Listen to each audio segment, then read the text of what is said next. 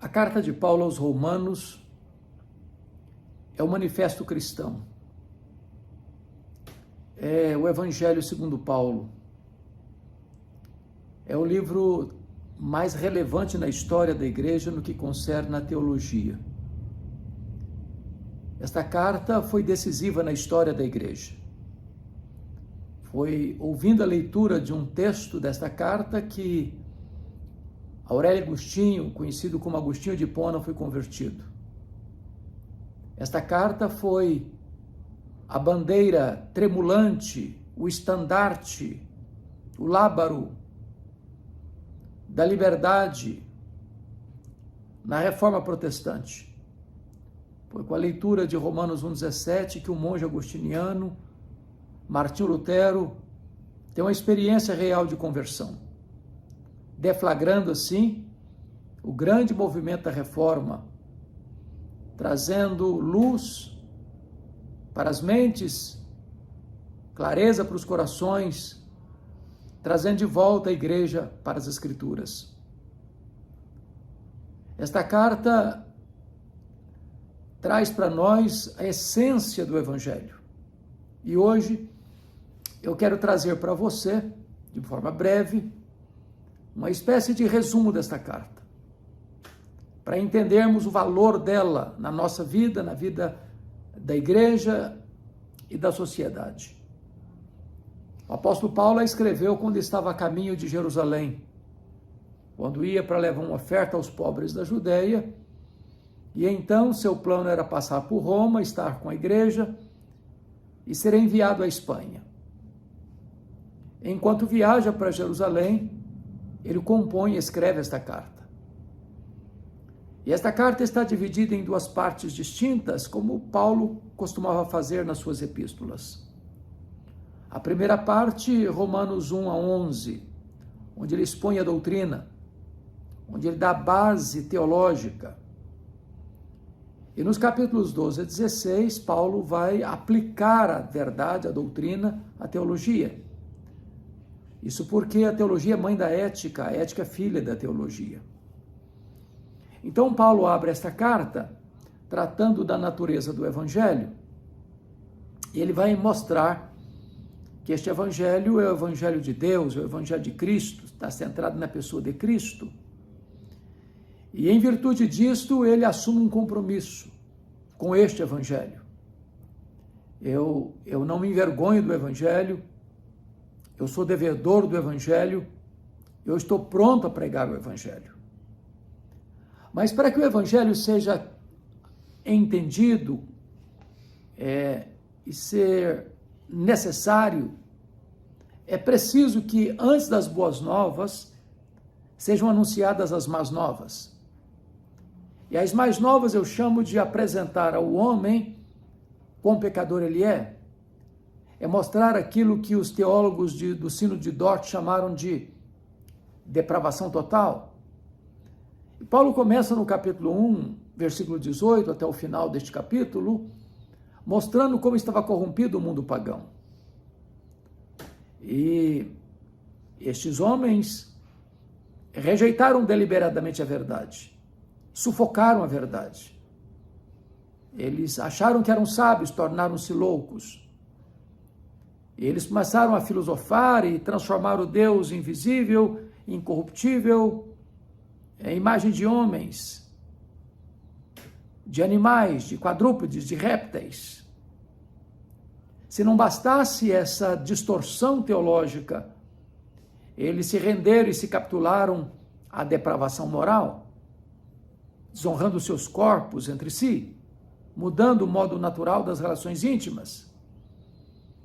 E Paulo vai mostrando um quadro sombrio, tenebroso, da decadência dessa sociedade, onde ele pinta e carrega as tintas para descrever o quão profundamente uma pessoa pode cair quando ela se afasta de Deus. Quão corrompida uma sociedade pode ficar se ela vira as costas para Deus. Porém, algumas pessoas podem dizer, bom, mas isso aí é porque os pagãos que não conhecem a verdade ou rejeitam a verdade, mas e os moralistas? E aqueles que publicamente ostentam uma vida bonita, aqueles que conceitualmente defendem valores bonitos. E Paulo vai argumentar que os moralistas não eram diferentes dos pagãos, porque no secreto, no coração, eles praticavam as mesmas coisas. Então o pecado não atinge apenas um setor da sociedade, mas toda a sociedade. Mas alguém poderia perguntar, mas e os judeus que conhecem a lei? São herdeiros da promessa? Bom, Paulo vai argumentar que os judeus estão na mesma situação.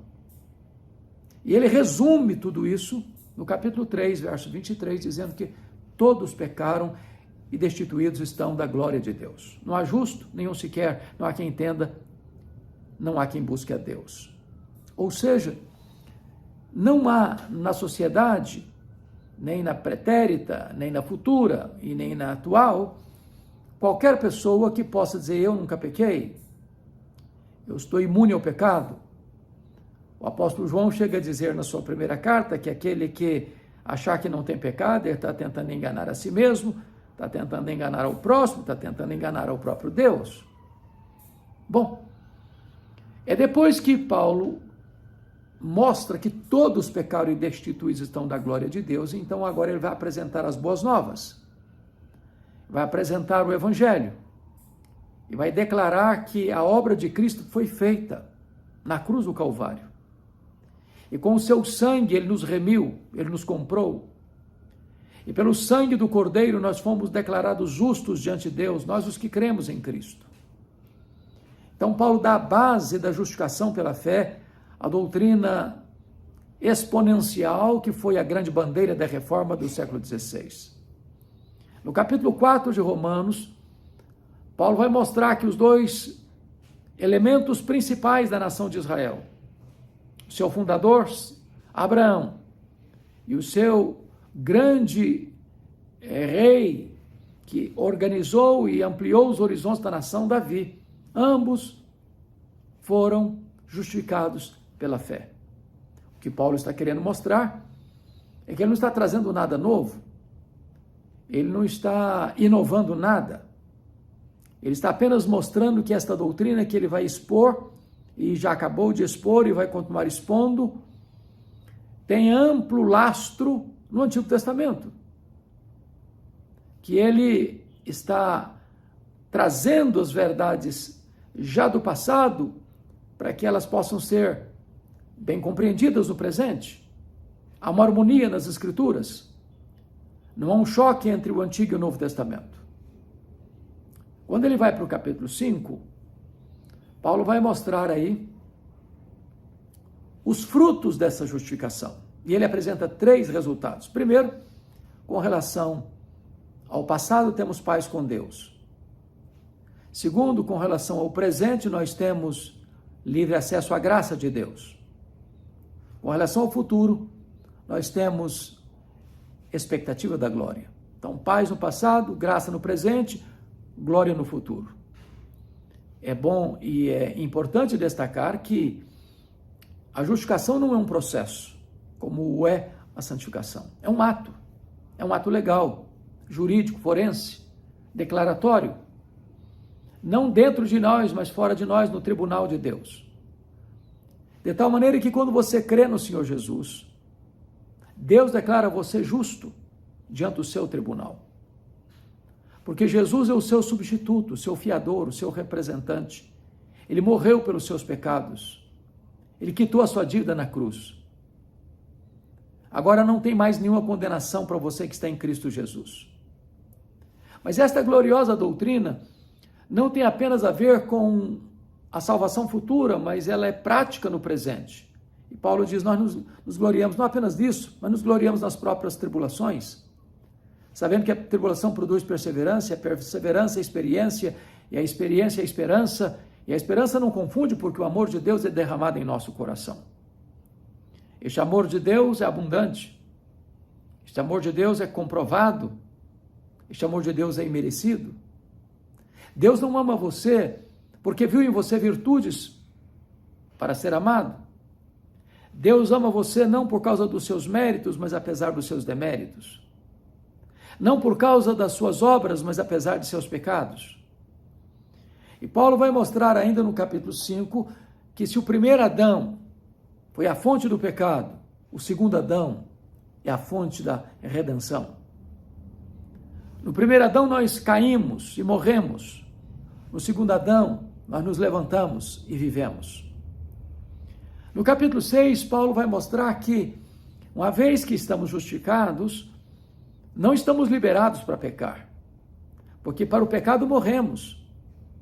Devemos considerar-nos mortos para o pecado e vivos para Deus. A Bíblia nos informa que nós fomos crucificados com Cristo, nós fomos sepultados com Cristo, nós ressuscitamos com Cristo, nós estamos assentados nas regiões celestes com Cristo, acima de todo o principado e potestade. Quando ele vai para o capítulo de número 7, ele descreve o grande conflito que há dentro de nós.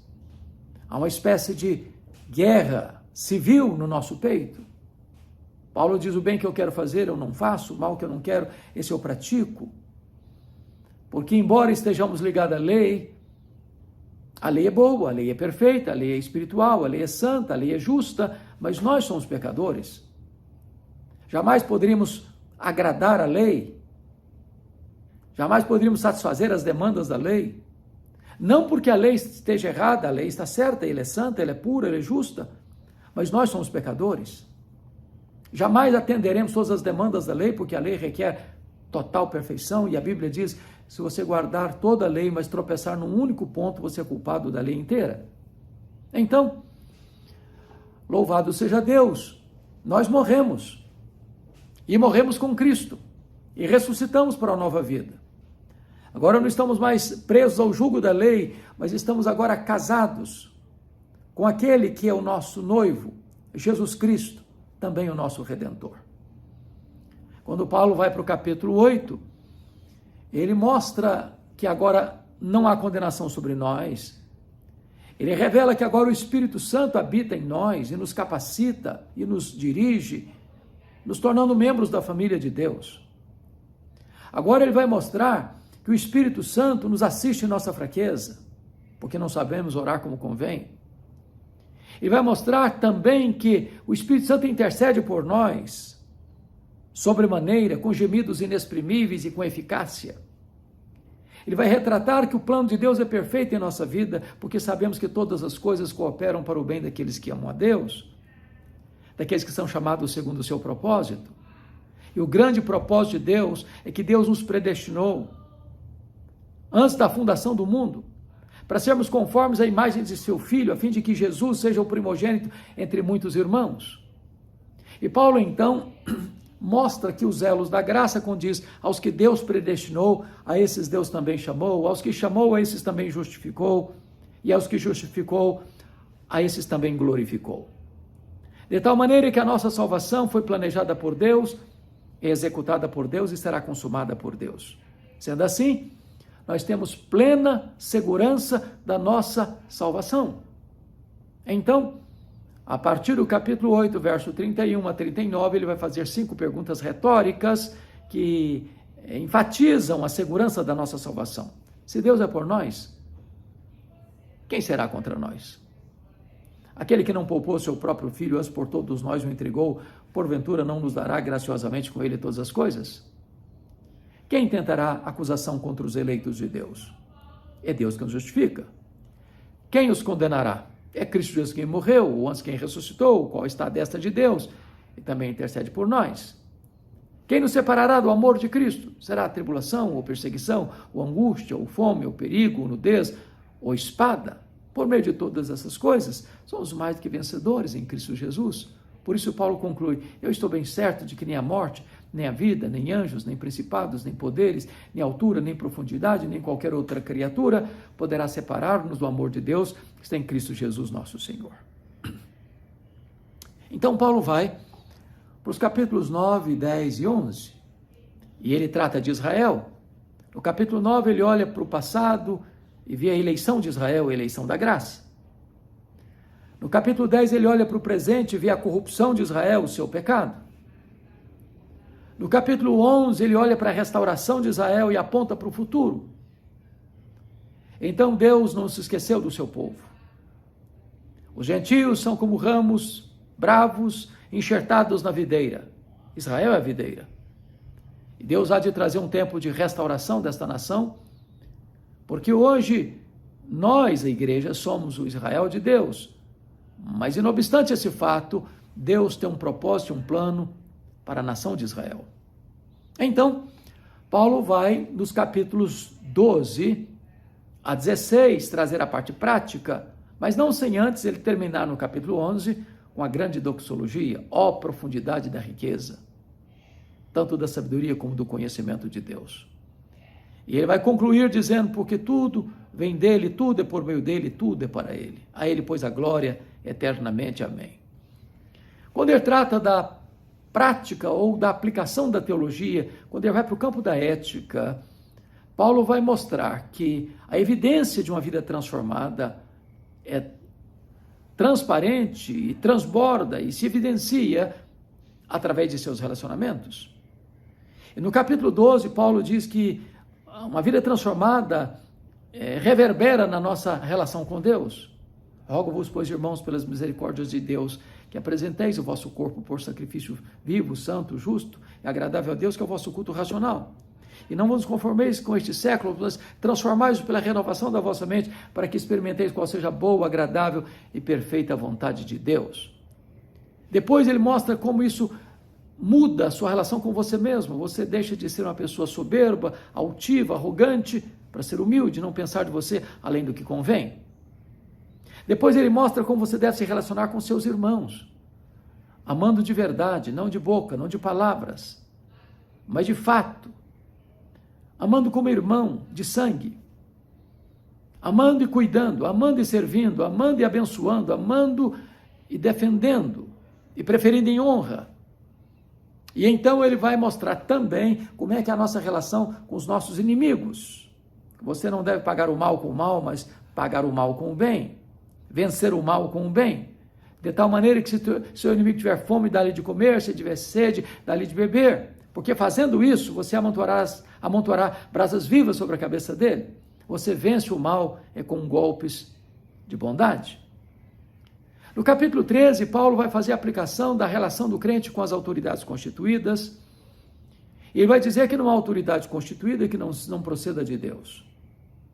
A instituição de autoridade procede de Deus. Isso não quer dizer que toda autoridade de si mesma ou por si mesma procede de Deus, porque pode ter autoridade que é fruto de corrupção, de violência, de despotismo, de mau caratismo, e Deus não se envolve, não se miscui com as práticas pecaminosas. Mas o princípio da autoridade é divina. E nós devemos honrar as autoridades, dar honra a quem tem honra. Até porque quando Deus institui as autoridades, ele institui com um propósito duplo, para que ele promova o bem e para que ele coíba o mal. Entretanto, quando uma autoridade deixa de praticar o bem e promove o mal, nós não temos nem licença e nem deveríamos jamais curvarmos-nos diante dela. Aquilo que Pedro disse para o Sinédrio de Jerusalém: antes importa obedecer a Deus do que aos homens. A nossa consciência está cativa ao senhorio de Cristo e aos princípios e preceitos da palavra de Deus.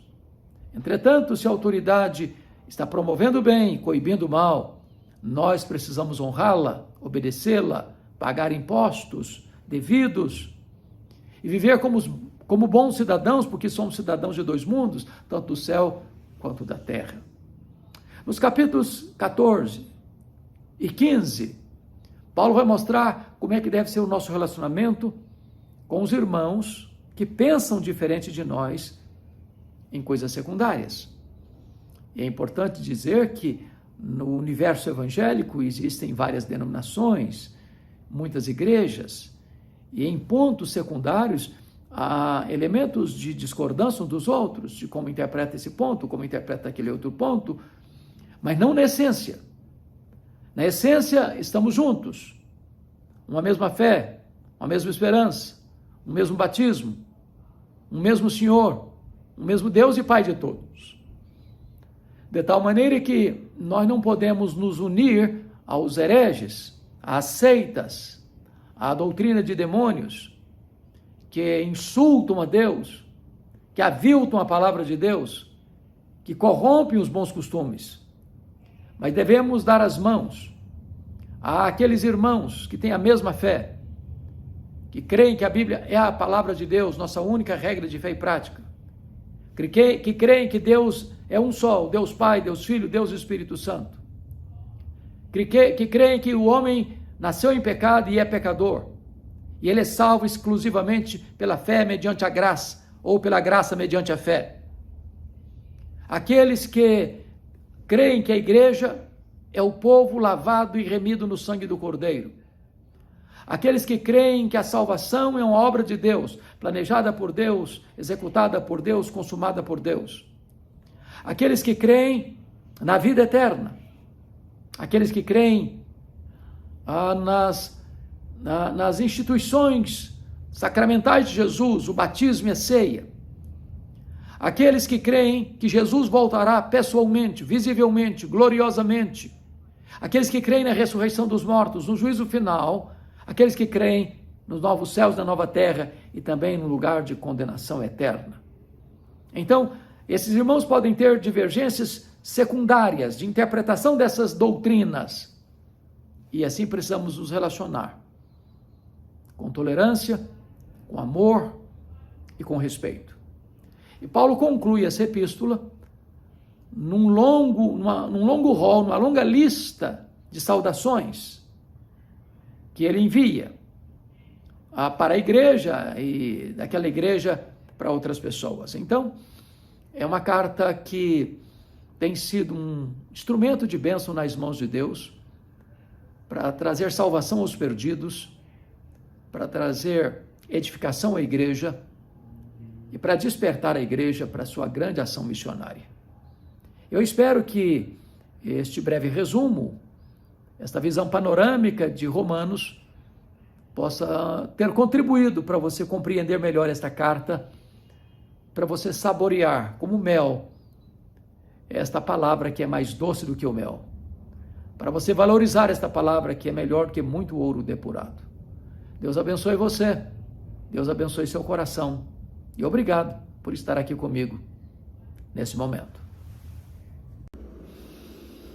Hoje eu quero conversar com você sobre algo que é absolutamente importante. Eu quero tratar sobre novo nascimento. E preciso afirmar que sem novo nascimento, sua religião é vã, sua esperança é vã. Sem novo nascimento, você não pode ver o reino de Deus, você não pode entrar no reino de Deus. Sem novo nascimento, tudo aquilo que você fizer não é suficiente para levar você à bem-aventurança eterna. Sem novo nascimento, não há qualquer esperança de você herdar o reino de Deus. E eu quero tratar desta matéria com você à luz de João capítulo 3, versos de 1 a 16. Diz a Bíblia que havia em Jerusalém um mestre dos judeus. Ele era um dos principais dos judeus, um membro do Sinédrio judaico, um homem de boa reputação, um homem douto no saber teológico, um homem de prestígio na sociedade, um líder de grande destaque em sua nação. Sabendo que Jesus estava em Jerusalém, ele à noite foi ter com Jesus, talvez para não melindrar seus pares, porque a essas alturas Jesus já estava sendo perseguido pelas autoridades religiosas de Israel. E ele chega diante de Jesus e rasga-lhe desabridos elogios, dizendo: Mestre, reconheço que tu és vindo da parte de Deus, porque ninguém pode fazer os sinais que tu fazes se Deus não for com ele. E certamente todas essas informações que Nicodemos traz são verdadeiras. De fato, Jesus veio da parte de Deus. De fato, Deus era com ele. De fato, ele fazia prodígios, milagres, sinais tão estupendos, extraordinários, que era impossível que fossem feitos se Deus não fosse com ele. Ele reconhecia também que Jesus era mestre, o mestre por excelência. Mas Jesus não entrou nesta história de elogios, de encômios, ao contrário. Jesus vai direto ao ponto e diz a Nicodemos: Nicodemos, em verdade te digo que se tu não nasceres de novo, não podes ver o reino de Deus. Então, Nicodemos, não entendendo a linguagem de Jesus, disse: mas como pode um homem nascer sendo velho? Pode, porventura, voltar ao ventre da sua mãe? É claro que Nicodemos, que conhecia a história pretérita, sabia que esta vertente de pensamento é antiga, lá dos gregos, 500 anos antes de Cristo. Ele pensou que Jesus estivesse falando desse assunto, metempsicose, transmigração das almas, reencarnação. E Jesus diz: Nicodemos, em verdade te digo, se não nasceres da água e do Espírito, não podes entrar no reino de Deus, porque o que é nascido da carne é carne, o que é nascido do Espírito é Espírito, importa-vos nascer de novo. O que Jesus está dizendo é que qualquer reforma, qualquer caiação, qualquer verniz que se ponha em nós, ou reforma religiosa, ou mesmo se pudesse morrer, desencarnar, reencarnar, morrer, desencarnar, reencarnar, e isso sucessivamente, não haveria mudança profunda e radical, porque o que é nascido da carne é carne. Não é disso que Jesus está tratando. Jesus está falando de um novo nascimento, de uma nova natureza, de nascer de cima, do alto, do Espírito, de nascer de Deus, de ser nova criatura, de ter um novo coração, uma nova mente, uma nova vida, uma nova família, uma nova pátria, uma nova herança, uma nova e viva esperança. É claro que Nicodemos não entendeu também essa linguagem de Jesus. Então vamos compreender aqui pedagogicamente o que não é novo nascimento. Primeiro, novo nascimento não é ser religioso. Há muitas pessoas que equivocadamente pensam assim: o que é importante é ser religioso, é ter uma religião. Nicodemos tinha. Nicodemos era um homem profundamente religioso. Segundo, novo nascimento não é ser sincero na sua religião. Nicodemos também era muito sincero. Ele era um líder da sua religião, ele era um membro do Sinédrio. Terceiro, novo nascimento não é a pessoa exercer uma posição de liderança na igreja. Nicodemos era um dos 71 membros do Sinédrio, formado dos anciãos, dos fariseus, dos saduceus, dos homens mais reconhecidos, aplaudidos do seu tempo. Ele era um grande líder religioso. Quarto, novo nascimento não é você ter um bom e até profundo conhecimento das verdades religiosas, porque Nicodemos era um mestre em Israel. Diríamos nós, ele era um teólogo, ele era um professor de Bíblia, ele era um homem entendido, ele era um homem douto no saber teológico, ele percorria com grande desenvoltura pelos corredores do saber doutrinário, mas isso não era suficiente. Nem ainda novo nascimento é você praticar grandes disciplinas religiosas. Nicodemos frequentava a sinagoga, Nicodemos jejuava 2 vezes por semana. Nicodemos era um dos homens mais dedicados às disciplinas religiosas da sua época. Ele era um líder que fiscalizava a vida dos outros, portanto, ele era um homem digno de ser aplaudido, de ser reconhecido, até de ser imitado por alguns. Mas nada disso era novo nascimento. O que é novo nascimento? Novo nascimento é nascer de cima, é nascer do alto, é nascer de Deus, é nascer da água e do Espírito, é nascer de uma transformação não externa, não é reforma, não é caiadura, não é verniz, não é cosmético, não é mudar de igreja, não é mudar de religião, não é deixar de determinadas práticas. Eu fumava, não fumo mais, eu bebia, não bebo mais, eu adulterava, não adultero mais, eu roubava, não roubo mais, agora eu sou uma pessoa boa, sou honesta, sou íntegra, eu sou um bom filho, um bom pai, um bom marido, uma boa esposa, uma boa filha, um bom cidadão, um bom religioso. Isso tudo talvez seja importante mesmo, mas ainda não é novo nascimento. Novo nascimento é uma transformação radical. É ser uma nova criatura. Tudo fica no passado, tudo se faz novo agora. Nicodemos continuou não entendendo a linguagem de Jesus. Então Jesus ilustrou para ele: Nicodemos, é como o vento. O vento sopra onde quer. Não sabes de onde vem, não sabes para onde vai. Assim é todo aquele que é nascido do Espírito. E aqui Jesus usa uma ilustração muito interessante, porque você e eu não vemos o vento, mas sabemos que o vento existe. Vemos o efeito do vento, o poder do vento. Você pode até prever que o vento vai soprar, mas você não pode estancar o poder do vento. Talvez nós acompanhamos, por exemplo, recentemente o furacão Milton, que varreu algumas cidades do estado da Flórida e trouxe grandes estragos, e o vento estava lá, o furacão estava lá, mediu-se a velocidade dele, calculou o período em que ele haveria de chegar, mas ninguém pôde cercá-lo, ninguém pode detê-lo. Assim é o vento. Isso significa o seguinte, que assim como o vento é soberano para soprar onde quer, assim o Espírito Santo é soberano para agir onde quer, com quem quer, da forma que quer, quando quer, para a glória do próprio Deus. A salvação é obra divina, não é obra humana.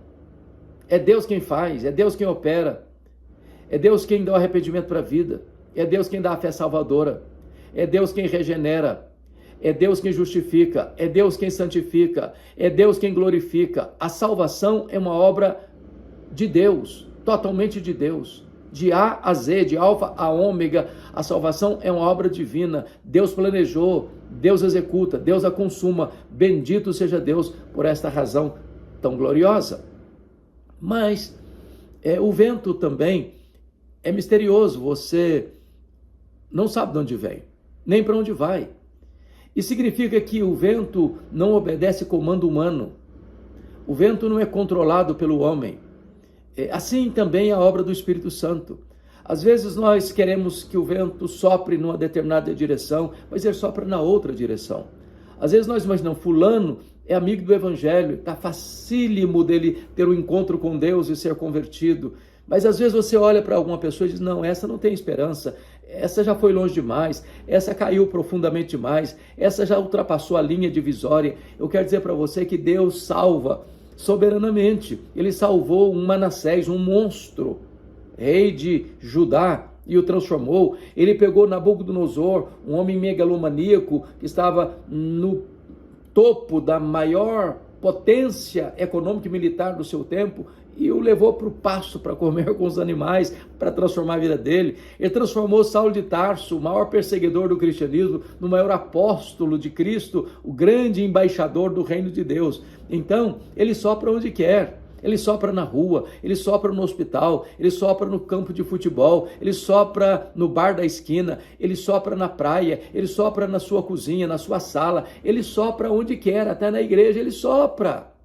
E quando ele sopra, o vento é a voz, e essa voz é poderosa. A voz de Deus despede chamas de fogo, a voz de Deus despedaça os cedros do Líbano, a voz de Deus faz tremer o deserto, a voz de Deus é irresistível. Ele manda e o sol para, ele manda e as estrelas aparecem, ele manda e uma mula profetiza, ele manda e os anjos saem para fazer a sua vontade, ele manda, os demônios têm que se retirar, ele manda e o mar se acalma, ele manda e o vento cessa, ele fala e a sua voz é poderosa, louvado seja Deus. Então o vento sopra onde quer, ouves a sua voz, mas não sabe de onde vem, nem para onde vai. Me permita ilustrar isso para que você possa entender melhor. Eu estava certa feita em Vitória, na igreja que tem a bênção de ainda fazer parte da equipe pastoral já há 40 anos, e era uma segunda-feira, e chega um homem e bate a porta do gabinete pastoral, e eu vou atendê-lo, e ele diz assim, pastor, eu estive aqui ontem, domingo à noite, no culto. Eu disse, mas que coisa boa, o senhor é muito bem-vindo aqui. E ele me disse, mas eu não vim participar do culto. Eu perguntei, mas você veio então fazer o quê? Ele me respondeu, eu era um traficante, e ontem eu vim aqui roubar um carro. Eu estava na frente do templo, olhando que carro seria mais fácil eu levar, quando de repente eu escutei uma música que brotou do templo. E eu fui arrastado, atraído irresistivelmente por aquela música. Do jeito que eu estava, com o meu revólver 38 na cintura, eu entrei no templo. E quando eu entrei, a palavra de Deus que foi pregada foi tão poderosa no meu coração, que as minhas resistências acabaram, que a dureza do meu coração se derreteu, que a minha mente foi tomada pela luz da verdade.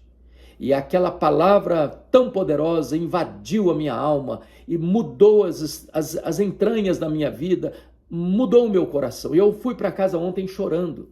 Quando eu cheguei em casa, a minha esposa me perguntou: o que é que aconteceu com você? Por que você está chorando? Alguém machucou você? E eu respondi para minha mulher: não, ninguém me machucou. Jesus mudou a minha vida, Jesus transformou o meu coração, eu sou um novo homem, eu sou uma nova criatura, tudo se fez novo dentro de mim. É assim mesmo, o Espírito Santo é soberano, ele age soberanamente na rua, na igreja, em qualquer lugar, ele sopra e a sua voz é poderosa. Hoje, agora, também ele pode soprar na sua vida, ele pode fazer um milagre na sua história, ele pode transformar o seu coração, ele pode fazer de você uma nova criatura, tudo vai se fazer novo na sua vida. Talvez você imagine: bom, mas eu sou religioso. Ou você diga: bom, mas eu nasci num berço cristão. Ou talvez você diga: bom, eu sou filho de líderes da igreja. Ou talvez você afirme: mas eu já fui batizado, eu já professei minha fé, eu até exerço um cargo de liderança na igreja. Tudo isso é importante, mas preste atenção, não necessariamente isso significa novo nascimento. E seria muito triste e até aterrador você estar envolvido com coisas sagradas e você estar a vida toda frequentando uma religião ou uma igreja e ainda se perder. Jesus Cristo disse que no último dia ele vai dizer a algumas pessoas que estavam dizendo para ele assim: Senhor, Senhor, porventura não profetizamos em teu nome? Não fizemos milagres em teu nome? Não expulsamos demônios em teu nome? E Jesus vai dizer: apartai-vos de mim, vós os que praticais a iniquidade. Eu nunca vos conheci. Não importa você ser religioso, não importa você ser sincero na sua religião, não importa se você fez milagres ou expulsou demônios, não importa se você até profetizou, pregou para as outras pessoas, não importa até mesmo se outras pessoas foram convertidas por meio da sua pregação. A questão é: você já nasceu de novo? Você já é uma nova criatura? Você já teve esse sopro poderoso, esse vento poderoso do Espírito em você, mudando a sua história, mudando a sua mente, mudando o seu coração, mudando a sua esperança? Pois bem, Nicodemos continuou não entendendo Jesus. E Jesus disse para ele: você é mestre Israel, Nicodemos, você não está entendendo ainda o que eu estou lhe dizendo? E se eu falar das coisas celestiais? Então Jesus conta para Nicodemos uma história muito conhecida do povo de Israel. Quando o povo caminhava pelo deserto, houve um momento em que o povo começa a murmurar contra Deus. E a ira de Deus se acendeu contra aquele povo. E então Deus enviou serpentes abrasadoras que mordiam, inoculavam o seu veneno e as pessoas morriam. Foi um pânico total, um desespero medonho. Para todo lado havia cobra. Na rua, no deserto, nas cabanas, para todo lado que eles iam, tinham cobras venenosas, mortíferas, peçonhentas.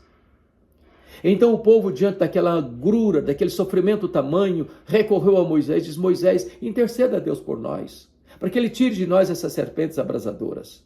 E Moisés orou ao Senhor.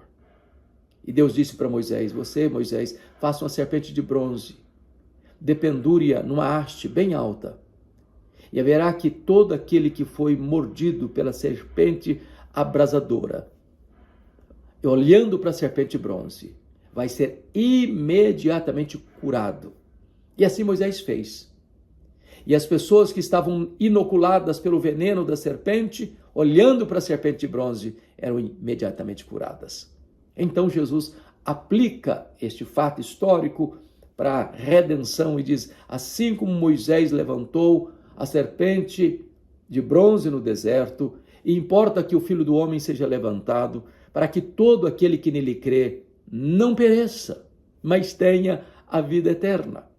É muito curioso, porque a serpente na Bíblia é um símbolo do diabo. Ele é a antiga serpente. E é também curioso que aqui Jesus é usado como a serpente. E por quê? É porque diz a Bíblia que o ser humano, em todo lugar, em todo tempo, foi inoculado por um veneno mortífero da antiga serpente. E esse veneno é mortal, é o pecado. E agora diz a Bíblia que quando Jesus estava lá na cruz, esse veneno que está dentro de nós, que é mortífero, porque o salário do pecado é a morte, foi lançado sobre Jesus. Deus lançou sobre ele a iniquidade de todos nós. O veneno que nos destruía e nos matava foi transferido para ele. Ele foi levando sobre si no madeiro os nossos pecados. A Bíblia chega a dizer que ele foi feito pecado por nós. A Bíblia nos diz que ele se fez maldição por nós. Naquele momento, toda a nossa iniquidade, todas as nossas mazelas, toda a nossa sujeira, toda a maldade do nosso coração, tudo aquilo que nos afasta de Deus, o pecado afasta o homem de Deus, tudo aquilo foi lançado sobre Jesus. Naquele momento não havia beleza nele. O sol escondeu dele o seu rosto. Houve trevas ao meio-dia. Até o próprio Pai o desamparou na cruz. E ele gritou: Deus meu, por que me desamparaste? E Jesus ali sorve sozinho, gota a gota, o cálice amargo da ira de Deus que devia cair sobre a nossa cabeça. O nosso pecado provoca a ira de Deus. E Deus então envia o seu Filho como nosso representante, como nosso fiador, como nosso substituto. E então o nosso pecado, o veneno da antiga serpente que está nos destruindo e nos leva à morte, foi lançado sobre Jesus. E quando o nosso pecado foi lançado sobre Jesus, diz a Bíblia que a lei requereu a morte dele, porque o salário do pecado é a morte. Não tendo ele pecado pessoal, ele tomou sobre si o nosso pecado e ele morreu pelos nossos pecados, segundo as Escrituras, foi sepultado e ressuscitou para a nossa justificação. Então, Jesus disse assim: se você olhar para Jesus com fé, você não é mais condenado. Você recebe a vida eterna. Olhai para mim, diz o Senhor, e sereis salvos. Olhe para Jesus. Ele é o Salvador. Ele levou sobre si a nossa culpa. Ele levou sobre si o nosso pecado. Ele morreu pelos nossos pecados. Ele morreu a nossa morte. E agora ele, só ele pode nos dar vida e vida eterna. E o que é novo nascimento? É você crer em Jesus como seu Salvador pessoal. Quando você crê em Jesus como seu Salvador pessoal, quando você compreende que ele morreu a sua morte, que ele carregou sobre si no madeiro o seu pecado e que você agora, crendo nele, é declarado justo diante do tribunal de Deus, já não pesa mais sobre você nenhuma condenação, você está quites com a lei de Deus, você está quites com a justiça de Deus, você está declarado justo diante do tribunal de Deus e você tem agora em você e sobre você toda a justiça de Cristo colocada na sua conta. Agora nenhuma condenação mais há para aqueles que estão em Cristo Jesus. Você pode agora não só ser liberto do mal, não só ser tirado da condenação eterna, não só arrancado da casa do valente, não só arrancado da potestade de Satanás, não só arrancado do império das trevas, mas agora você é transportado para o reino da luz. Agora você é membro da família de Deus, agora você é filho de Deus, agora você é herdeiro de Deus, agora você é co-herdeiro com Cristo, agora você pode tomar posse da vida eterna. Deus abençoe sua vida, Deus abençoe o seu coração e hoje é o dia de você nascer de novo. Se você está ouvindo a voz de Deus, não endureça o seu coração.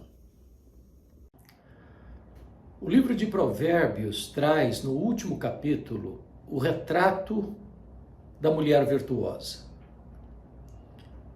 Esta mulher tem um valor incomparável. Ela vale mais do que riquezas. Seu valor excede o de finas joias. O autor sagrado, inspirado pelo Espírito Santo, nos oferece aqui um retrato, uma moldura desta mulher que é virtuosa, que é rara, e que tem demonstrado a sua virtude nos seus mais diversos relacionamentos. E de uma maneira tão poética e tão profunda ao mesmo tempo, o autor carrega as tintas para ressaltar com eloquência incomum a singularidade desta mulher, as virtudes excelentes dessa mulher. E ele começa perguntando: mulher virtuosa, quem a achará? Então, ele, com esta pergunta retórica, está nos mostrando que uma mulher virtuosa como esta não se acha em qualquer lugar. Ele vai afirmar que o seu valor excede o de finas joias. Isso significa que ela tem muito mais valor do que dinheiro, do que ouro, do que prata, do que riquezas, do que fortunas. É possível que alguém granjeie fortunas, porém isso não é garantia de um casamento feliz, de uma família feliz. Mas uma mulher virtuosa, que edifica a sua própria casa, esta sim vale mais do que riquezas, porque ela se torna a construtora, a edificadora da sua própria casa. E eu queria aqui destacar, nas virtudes desta mulher, alguns relacionamentos importantes da sua vida que fazem dela esta mulher virtuosa.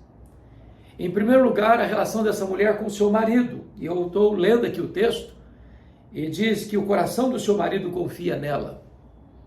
Esta mulher é confiável, ela é fiel, ela é íntegra, ela não tem caixa 2 moral, ela não tem nada escondido debaixo do tapete.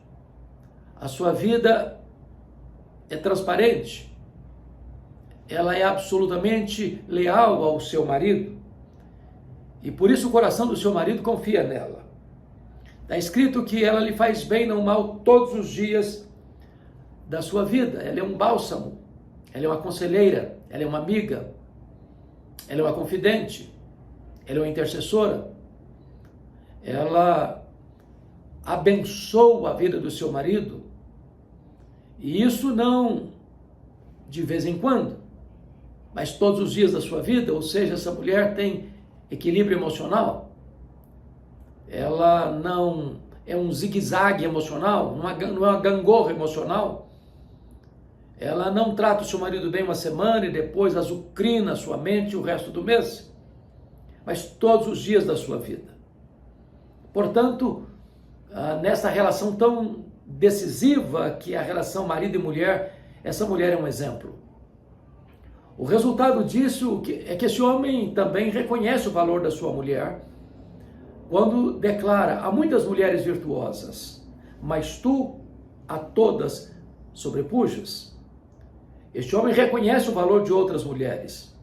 Ele sabe que tem outras mulheres também piedosas, virtuosas, que merecem os maiores encômios, mas ele destaca a sua mulher como singular, como aquela que sobrepuja todas as demais. Não apenas ela trata bem seu marido, mas ela recebe o reconhecimento também do seu marido. A segunda coisa que eu destaco nesta mulher é a relação dela com seus filhos. E o texto vai nos informar que esta mulher fala com sabedoria, e a instrução da bondade está nos seus lábios ou na sua língua. Ela é sábia, ela olha para a vida na perspectiva de Deus, ela é uma instrutora do lar, ela é uma pedagoga da família, ela tem na sua boca, na sua língua, nos seus lábios, instrução da bondade. Ela é aquela que busca encorajar os filhos, pôr os filhos para frente, instruí-los na verdade. Esta mulher é uma sábia conselheira. Ela não terceiriza a educação dos filhos. Ela não delega esta sublime responsabilidade e privilégio a outrem. ela mesma assume essa posição de instrutora dos seus filhos, de pedagoga dos seus filhos, de ter nos seus lábios palavras de bondade, que vão guiar os filhos pelas veredas da justiça. Esse é um dos assuntos mais importantes na atualidade. Quantos pais, por ocupados demais que estão, ou por não entenderem a prioridade dessa missão, delegam a educação dos filhos a outras pessoas. Esta mulher não fez assim. Ela assumiu o papel de pedagoga do seu lar. Mas em terceiro lugar, essa mulher, ela tem uma relação correta com ela mesma. E ela vai cuidar do seu corpo, tonificando os seus músculos, cuidando da sua aparência, zelando pela sua saúde. Esta mulher não apenas cuida do seu corpo, mas ela cuida da sua aparência física no sentido do vestuário. Ela sabe se vestir bem, com elegância. Ela tem a sua lida dentro e fora do lar, mas ela sabe se apresentar. Ela tem bom gosto. Ela tem a capacidade de se vestir bem, tanto para o trabalho quanto para uma festa. Isso é tão importante, porque ela tem esse equilíbrio na maneira de cuidar de si mesma, de cuidar do seu corpo, de cuidar da sua aparência. E isso é importante porque também, ainda hoje, é muito importante que a mulher se apresente bem. Até porque, diz a história, né, e é prova disso, todos nós sabemos, é que o homem é atraído pelo que vê, o homem é atraído pelo olhar. E uma mulher sábia é aquela que cuida da sua aparência porque ela precisa continuar atraindo o seu marido, se tornando uma pessoa atrativa para o seu marido. E ela sabe disso. E ela decide fazer isso. Mas ainda, é muito importante entender a relação dessa mulher com o seu próximo. E no verso 20 está escrito: ela abre a mão ao aflito e ainda estende a mão ao necessitado. Essa mulher não olha apenas para dentro da sua casa. Ela não cuida apenas da sua família. Ela também cuida daqueles que estão fora do seu lar. Das pessoas aflitas, e pessoas aflitas podem ser pessoas ricas ou pobres. Trata-se dos males da alma, das dores da alma, das angústias da alma. E esta mulher é sensível para aconselhar, para consolar, para socorrer, para ajudar. Ela tem tempo para as pessoas aflitas. Mas mais do que isso, essa mulher é próspera, ela é uma empresária, ela tem negócios fora do lar. Ela é uma pessoa que tem capacidade de gerenciar crises internas e externas, mas ela estende a mão ao necessitado. Essa mulher é generosa. Ela entende que ela tem com fartura não para guardar com usura, mas para distribuir com generosidade. Ela tem as mãos abertas para socorrer o próximo. Ela sempre está investida no próximo, para socorrê-lo, para assisti-lo, para abençoá-lo.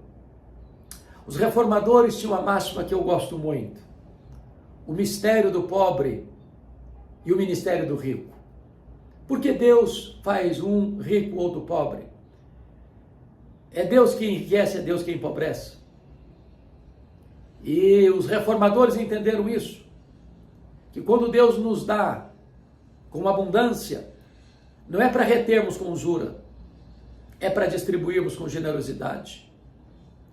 A semente que se multiplica não é a que comemos, é a que semeamos. Na medida em que semeamos, Deus multiplica a nossa sementeira. Na medida em que nós repartimos, Deus nos dá ainda mais abundantemente para termos mais capacidade de distribuir. As pessoas egoístas, as pessoas avarentas, as pessoas que só pensam nelas mesmas e ajuntam e granjeiam e acumulam muitas riquezas, mas encolhem as mãos para assistir ao necessitado à sua porta, para socorrer o aflito na sua necessidade. Essas pessoas não entenderam ainda o sentido e o propósito dos bens materiais. Foi Jesus quem disse: mais bem-aventurado é dar que receber. Na medida em que você distribui e dá ao pobre, você empresta a Deus. E diz a Bíblia que Deus não fica em dívida com ninguém. A alma generosa prosperará, diz a Bíblia, mas reter mais do que é justo é pura perda. E esta mulher virtuosa nos ensina esse princípio. de que socorrer o aflito, estender a mão ao necessitado, é um princípio que é abençoador para quem recebe e mais abençoador para quem doa.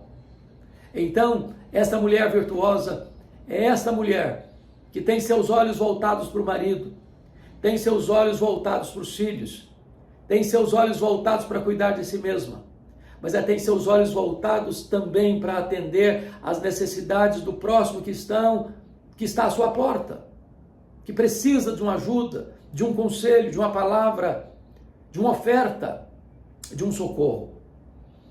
Mas ainda, esta mulher virtuosa, ela se destaca por outra coisa. A casa dela está em ordem. E é tão bonito isso. Veja bem o que está escrito aqui. Ela atende ao bom andamento da sua casa e não come o pão da preguiça. Há muitas mulheres que não são a dona da sua casa.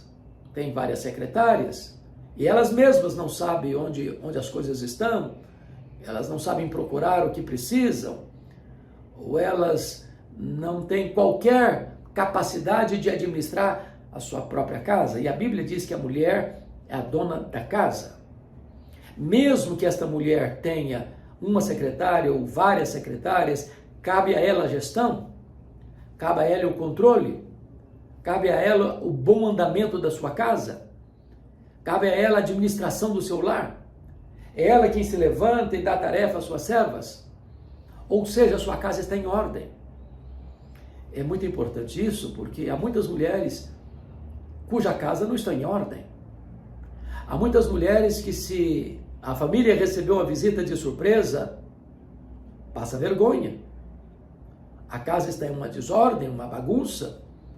Parece que passou por lá um tsunami. Mas esta mulher tem a sua casa em ordem. Ela sabe o que tem, ela sabe o que faz, quando faz, como faz. Ela sabe dar ordens. Ela sabe acompanhar as pessoas que estão cumprindo as suas ordens. Ela delega e ela cobra. Ela tem essa percepção administrativa, esse senso administrativo, essa capacidade de gerenciar a sua própria casa. Mas ainda, esta mulher tem também a capacidade de ter negócios fora de casa, de empreender, de analisar campos, de comprar fazendas, de fazer comércios internacionais, de comprar e vender, de ter lucros. Essa mulher é uma empresária. O fato dela ser uma grande empresária e ter grandes lucros e ter negócios fora do seu país, inclusive, não tiram dela o direito, o privilégio, a responsabilidade de cuidar da sua casa. Então ela equilibra essas duas coisas. Ela não é uma mulher totalmente dependente do seu marido, no sentido de que ela não sabe nada do que está acontecendo. Não, ela é uma empresária, mas faz bem ao seu marido todos os dias da sua vida. Ela é uma empresária, mas ela tem tempo para ensinar os filhos com sabedoria. Ela é uma empresária, mas ela também cuida do próximo. Ela é uma empresária, mas a casa dela está em ordem. E nesse grande desafio hoje da mulher trabalhando fora de casa, ocupando posições estratégicas nas empresas, nos bancos, na política, na economia, na sociedade, enfim, não anula o direito e o privilégio dessa mulher também de ser gestora do seu lar. E essa mulher virtuosa, que é protótipo, que é modelo, que é exemplo, que é paradigma, aqui nos aponta que é possível conjugar todas essas frentes sem perder as pontas, sem perder o equilíbrio da administração pessoal, familiar, doméstica e do trabalho, fora de casa e até mesmo fora dos limites da sua nação. Bom, essa é a mulher virtuosa.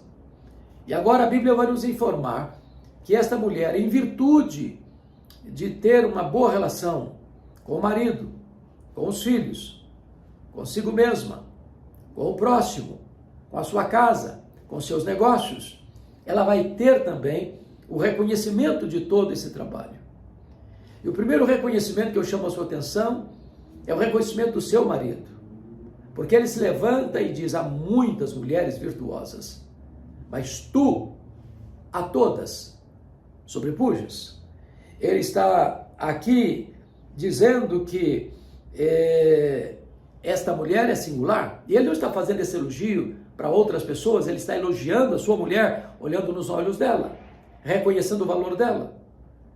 Ele enaltece esta mulher, e aqui um perigo muito grande: nunca compare o seu cônjuge com outra pessoa, a não ser se for para enaltecer o seu cônjuge. É o que ele está fazendo aqui, porque você comparar a sua mulher ou o seu marido com outro homem para desmerecer o seu marido ou a sua mulher é um ato de covardia, é um ato de injustiça, é um ato de crueldade. Se você vai elogiar ou se você vai comparar, então faça isso para enaltecer o seu cônjuge, para glorificar a Deus pela vida do seu cônjuge. Então essa mulher que investiu no marido, que fez bem ao seu marido todos os dias da sua vida, agora recebe em retorno disso o elogio sincero, honesto, eloquente do seu marido.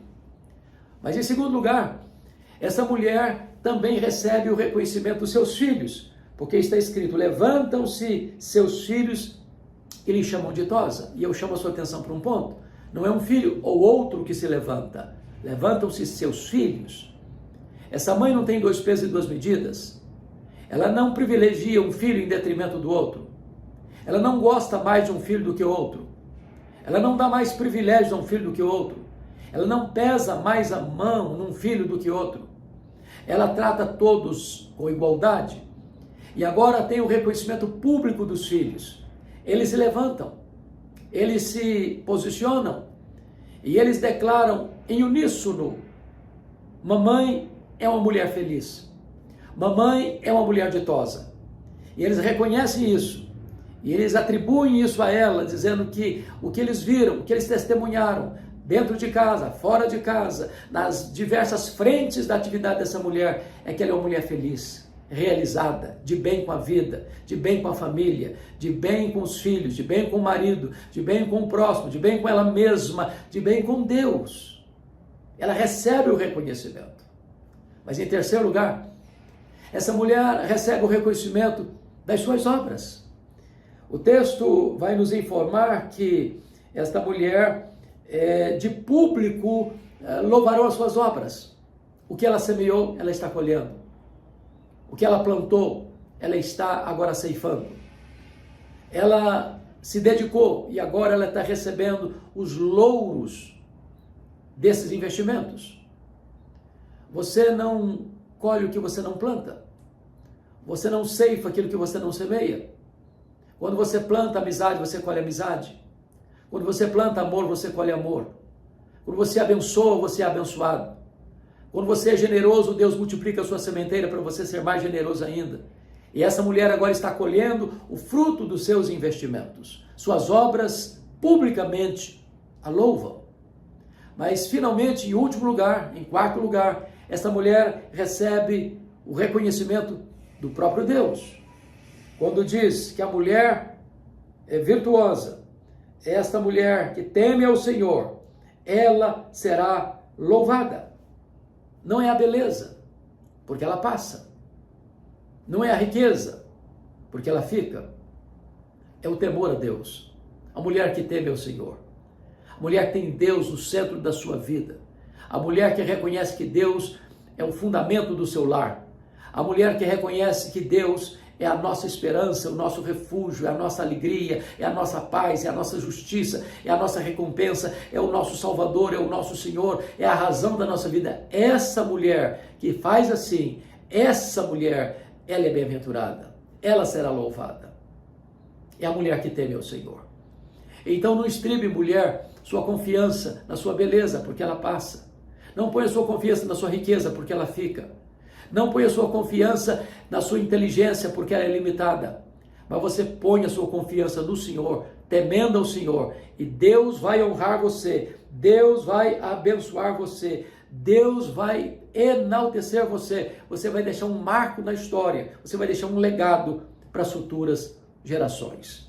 Eu espero que esta breve palavra, esta breve meditação, de Provérbios 31, versos 10 a 31, sobre a mulher virtuosa, possam ter abençoado a sua vida, possam ter servido de norte para suas decisões, enquanto mulher, dentro da sua casa e fora da sua casa. Eu espero que esta palavra seja uma palavra abençoadora para o seu coração. Muito bem, que privilégio estar aqui com você para partilhar de um assunto da mais alta importância, que é o poder através da oração. Esse é um assunto debatido ao longo da história da igreja. Algumas pessoas pensam que a oração não muda nada, não muda pessoas, não muda circunstâncias. E hoje eu gostaria de tratar desta matéria afirmando para você que a oração nas mãos de Deus sim muda pessoas e circunstâncias. Eu não creio que a oração tenha poder em si mesma. A oração não é poderosa. Poderoso é aquele que atende às orações. Poderoso é Deus que responde às orações. A oração é para gente fraca, como você e eu. Não oramos porque somos fortes. Oramos porque somos fracos. A oração conecta a fraqueza humana à onipotência divina. A oração conecta o altar da terra com o trono do céu. Ao longo da história, os homens e mulheres de Deus oraram e creram no poder através da oração. Quando as orações sobem do altar da terra ao trono do céu, como incenso diante de Deus, Deus derrama este incenso sobre a terra. E fatos grandiosos e extraordinários ocorrem em virtude das orações dos santos. Deus é soberano e Ele não precisa de você nem de mim para agir. Porém, Ele, sendo soberano, escolheu agir por intermédio da oração. Quando nós oramos, tocamos o mundo, porque a oração aciona o braço daquele que é onipotente, daquele que faz e ninguém pode impedir a sua mão de fazê-lo. Deus responde a oração e é por isso que Tiago, capítulo 5, nos informa que muito pode, por sua eficácia, a súplica do justo. A Bíblia diz que Abraão foi um homem de oração. E ele intercedeu por Ló e sua família. E quando Deus estava destruindo Sodoma e Gomorra, Deus lembrou-se de Abraão e poupou Ló e suas filhas. A Bíblia diz que Isaac foi um homem de oração. E ele orou 20 anos para Deus curar Rebeca da esterilidade e Deus ouviu sua oração. A Bíblia nos informa que Jacó foi um homem de oração. E no Val de Jaboque, lutando com Deus, o Senhor ali muda a sua história, a sua vida, o seu nome. E ele então, sendo pai das 12 tribos de Israel, vai ser um homem que marcará a história da humanidade. Moisés foi um homem de oração e Deus poupou a nação de Israel em virtude da intercessão de Moisés. Ele foi o grande libertador, o grande legislador e o grande intercessor. A Bíblia diz que Josué foi um homem de oração. E Deus fez o sol parar numa batalha em resposta à oração de Josué. Um homem guerreiro, valente, destemido, mas um homem que acreditava no poder através da oração. Aqueles que vieram na esteira destes foram homens de oração. Podemos mencionar aqui a história de Samuel, ele que foi filho de uma mulher, Ana, que era uma mulher de oração. Ela era estéril E ela orava e chorava diante de Deus, e Deus ouviu a sua voz. E ela concebeu. E foi mãe daquele que nós conhecemos como o maior profeta, sacerdote e juiz desse período, um homem que chegou a dizer para o povo de Israel: longe de mim pecar contra Deus, deixando de orar por vós. Ele foi um homem de oração. Ele colocou a causa de Israel tantas vezes na presença de Deus. Davi, o rei ungido por Samuel, foi um homem de oração, que enfrentou grandes lutas, grandes batalhas, contra um urso, contra um leão, contra o gigante Golias, contra exércitos filisteus, contra Saul, seu sogro. E em todas essas pelejas e em todas essas refregas, Deus lhe deu vitória em resposta à oração. Você vai encontrar homens de Deus que se dedicaram à oração. Por exemplo, você encontra o profeta Elias. Elias orou com instância para não chover e não choveu, trazendo o juízo de Deus sobre a nação apóstata. Elias orou e o azeite da botija da viúva de Sarepta não acabou e nem a farinha na sua panela. Ele orou e o filho único daquela viúva ressuscitou. Ele orou e fogo caiu do céu e a nação gritou: só o Senhor é Deus, só o Senhor é Deus, só o Senhor é Deus. Elias orou e as torrentes abundantes caíram sobre a terra, torrentes restauradoras. Ele foi um homem de oração, um homem semelhante a nós, mas que acreditava fortemente que Deus mudava e muda e mudará as circunstâncias em resposta às orações do seu povo. Eliseu, seu sucessor, foi um homem de oração.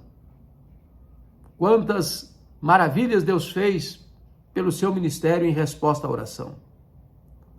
Um homem que experimentou muitos milagres da providência de Deus em resposta à oração. Deus responde à oração. Você vai encontrar o rei Josafá, entrincheirado por uma confederação, uma união de inimigos, uma conspiração para cercar Jerusalém e tomá-la à força da espada. E diz a Bíblia que Josafá teve medo e pôs-se a buscar ao Senhor e decretou um jejum em todo o Judá. E então Deus respondeu a eles, dizendo que aquela peleja não era deles, que eles, em vez de ficarem desesperados, deviam formar um coral e cantar à frente do exército. E tendo eles começado a cantar louvores a Deus em altas vozes, pôs o Senhor emboscada contra os filhos de Amon e de Moabe, e eles foram desbaratados. Por meio da oração, através da oração, Deus desbarata exércitos. Por meio e através da oração, Deus cura os enfermos, Deus liberta os cativos, Deus triunfa na batalha. Diz a Bíblia que quando Moisés tinha os seus braços estendidos na batalha contra os seus inimigos, Israel prevalecia na batalha. Deus responde, Deus age, Deus intervém, Deus muda o placar do jogo, Deus vira a mesa da história. Deus faz reviravoltas extraordinárias em circunstâncias em resposta à oração. A Bíblia fala do rei Ezequias. Foi no seu governo que as 10 tribos do norte caíram sob o poder da Síria. E este mesmo exército expansionista, guerreiro, truculento e sanguinário, cercou Jerusalém. E Ezequias é conclamado a se render e desafiado, dizendo: nenhum Deus pode livrar você das minhas mãos. E o rei Ezequias consulta o Senhor por intermédio do profeta Isaías. E Deus fortaleceu o rei, dizendo que aquela batalha seria uma batalha vitoriosa para Ezequias, porque não era necessário sequer acionar qualquer arma. E Deus então escala um único anjo que mata 185 mil soldados assírios ao redor de Jerusalém. Deus responde a oração. Deus intervém por meio da oração. Tudo quanto Deus pode fazer, Deus faz em resposta à oração. Nada é impossível para Deus. Aliás, Ele pode fazer infinitamente mais do que tudo quanto pedimos ou pensamos, conforme o seu poder que opera em nós. Então você vê ao longo do Antigo Testamento, Deus respondendo às orações do seu povo. Deus alterando situações. Por exemplo, no livro de Esther, no reinado de Assuero, Xerxes I, quando o povo de Israel, o povo judeu, estava exilado na Pérsia, que tinha ganhado e conquistado a Babilônia. Por influência de Amã, um agagita, descendente dos amalequitas, odiando o povo judeu, induziu o rei Assuero a assinar um decreto para exterminar o povo judeu de todas as 127 províncias do Império Persa. E então, quando o edito foi firmado e as cartas enviadas às províncias, determinando que no dia 13 do mês de Adar, o 12º mês do ano, os judeus seriam exterminados, quis Deus que esse quadro fosse alterado. E Deus usou Esther, a rainha Esther, que ordena um jejum de 3 dias. E então vai falar ao rei Assuero. Ela encontra graça diante do rei. E ela estrategicamente, num banquete que oferece ao rei, e também convidando Amã, o inimigo, arqui-inimigo do povo judeu, ela desmascara Amã, ela denuncia Amã, e a situação se reverte. Amã, que tinha feito uma forca para matar Mordecai, tutor de Esther, é ele que é enforcado nessa mesma forca. Seus 10 filhos são mortos e enforcados publicamente. Os bens da casa de Amã passam às mãos de Esther e ela nomeia Mordecai como administrador dessas riquezas. Um novo edito é lançado pelo rei Assuero e os judeus têm liberdade de se defenderem. E aquele dia 13, fatídico dia 13 do mês de Adar, em vez de ser o dia da morte dos judeus, tornou-se o dia da retumbante vitória dos judeus. Quando 75.000 inimigos dos judeus foram mortos e os judeus poupados, o que levou à instituição da festa de Purim, que é celebrada até hoje, lembrando e comemorando a grande vitória sobre a morte. Quando Deus reverte a situação em resposta ao jejum e à oração, Deus ainda hoje atende a oração. Quando você vai para o Novo Testamento, Jesus foi um homem de oração. Ele orou nas horas mais cruciais da sua vida. Ele orou no seu batismo. Ele jejuou no período da sua tentação. Ele orou quando foi escolher os apóstolos. Ele orou quando ele foi consultar os discípulos acerca de quem ele era para eles. Ele orou no Monte da Transfiguração. Ele orou no Getsêmani. Ele orou na cruz.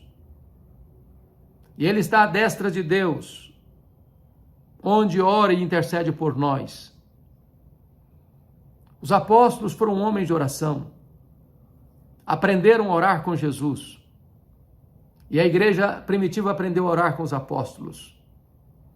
Diz a Bíblia que os 120 discípulos estavam no cenáculo, depois da ascensão de Jesus, aguardando a promessa de Jesus, a promessa do Pai, de que eles não deveriam se ausentar de Jerusalém até que do alto fossem revestidos de poder. E Atos 1,14 diz que todos perseveraram unânimes em oração.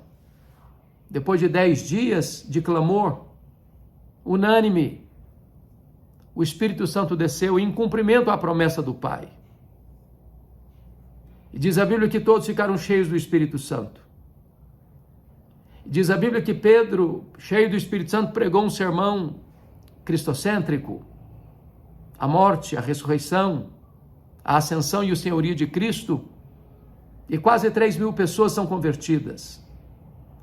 E esta igreja que recebe num único dia quase 3.000 novos membros, perseverava na doutrina dos apóstolos e nas orações. Quando a igreja era ameaçada e perseguida, a igreja orava. A casa tremia. Os crentes eram cheios do Espírito Santo e tinham ousadia para pregar. A igreja caminhou de joelhos e caminhou mais firmemente, mais rapidamente, com resultados mais otimistas.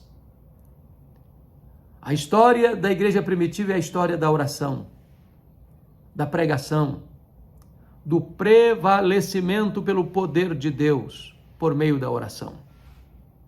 Pedro foi um homem de oração. João foi um homem de oração.